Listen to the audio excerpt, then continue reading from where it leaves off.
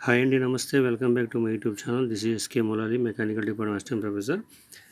ఈరోజు మీ ముందు ఒక వీడియో తీసుకొస్తున్నానండి. అదేంటంటే బీసీఎంఈ సబ్జెక్ట్ నుంచి ఒక టాపిక్ అనమాట. సో ఈ వీడియో పూర్తిగా చూడండి, స్కిప్ చేయకుండా, అప్పుడు మాత్రమే ఈ టాపిక్ అర్థమవుద్ది. సో నా వీడియోస్ మీకు నోటిఫికేషన్ రావాలంటే నా యూట్యూబ్ ఛానల్ని సబ్స్క్రైబ్ చేసుకోండి. సో మీకు చెప్పే టాపిక్ మీకు ఎక్స్ప్లెయిన్ చేస్తాను. సో వింటూ ఉండండి. సో టాపిక్ వచ్చేసి మనకి introduction to engineering materials. So బీసీఎంఈలో ఇది సెకండ్ టాపిక్ అనమాట, ఫస్ట్ యూనిట్లో. సో ఏంటంటే చూద్దాం. So introduction to engineering materials. దాంట్లో engineering materials are used to construct man made structures are component. అంటే ఇంజనీరింగ్ మెటీరియల్స్ ఏదైతే ఉందో అది హ్యూమన్ బీయింగ్ మేడ్ చేసిన స్ట్రక్చర్స్ అండ్ కాంపోనెంట్స్ గురించి చదువుతారనమాట, ఎక్స్ప్లెనేషన్ ఉంటుందన్నమాట. So they are selected for their specific properties. ఏదైతే ఒక మెటీరియల్ తయారు చేస్తున్నామో అది ఆ పర్టికులర్ మెటీరియల్ అది ఎక్కడ యూజ్ చేస్తాం, ఏ విధంగా సెలెక్ట్ చేస్తామంటే దాని యొక్క ప్రాపర్టీస్ని బేస్ చేసి యూజ్ చేస్తాం అనమాట. సో ఫస్ట్ వన్ దాంట్లో strength, second one stiffness, third one lightness, fourth one durability and cost.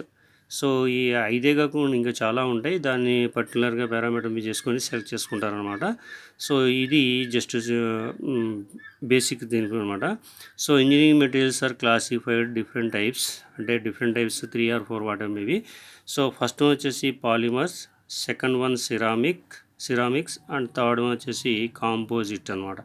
ఇవి మెటల్స్ అనమాట. ఇంజనీరింగ్ మెటీరియల్స్ ఈ 3 ఉన్నాయన్నమాట. సో దీంట్లో సబ్ డివిజన్లుగా కూడా ఉంటాయి, కాకపోతే మీకు బీసీఎంఈ సబ్జెక్టులు అంతా నీడే ఉండదు.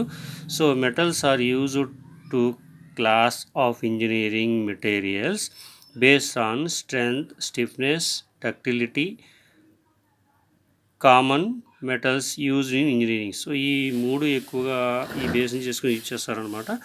నెక్స్ట్ ఇక్కడ మీ కంటెంట్ ఏంటంటే కామన్ మెటల్స్ యూజ్డ్ ఇన్ ఇంజనీరింగ్లో ఏమేమి యూజ్ చేస్తామంటే iron, steel, aluminium, copper, titanium. So ఈ 5 బేస్ చేసుకుని యూజ్ చేస్తారనమాట. And metal alloys also used based on properties. Metal యొక్క ఎల్లాయిస్ ఏవైతే ఉన్నాయో ఆ ఎల్లాయిస్ కూడా దాని యొక్క ప్రాపర్టీని బట్టి యూజ్ చేస్తారనమాట.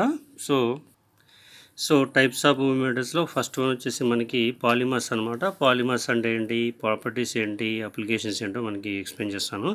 సో ఫస్ట్ వన్ చూడండి, polymers. They are organic materials that are made up of long chain of repeating molecules.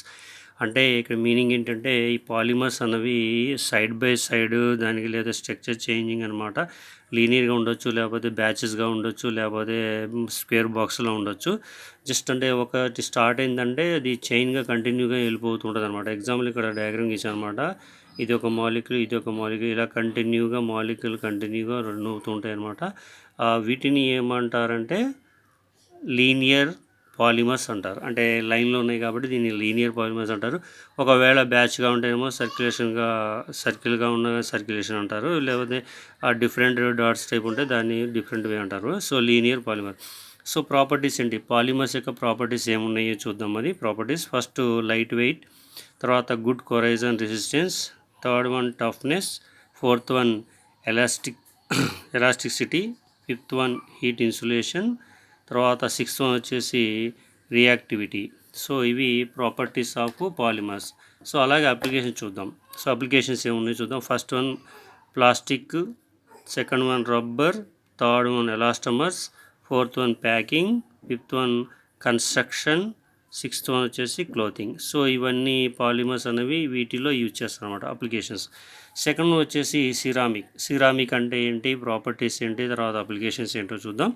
So ceramic అంటే ఏంటంటే they are inorganic material that are made of non metallic element. ఏదైతే non metallic element ఉందో అది దాన్ని use చేస్తారనమాట. Organic కాదనమాట.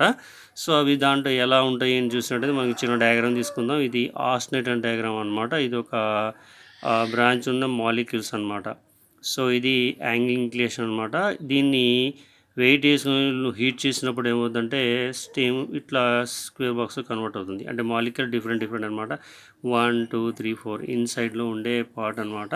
So ఇక్కడ కూడా అవుతుంది.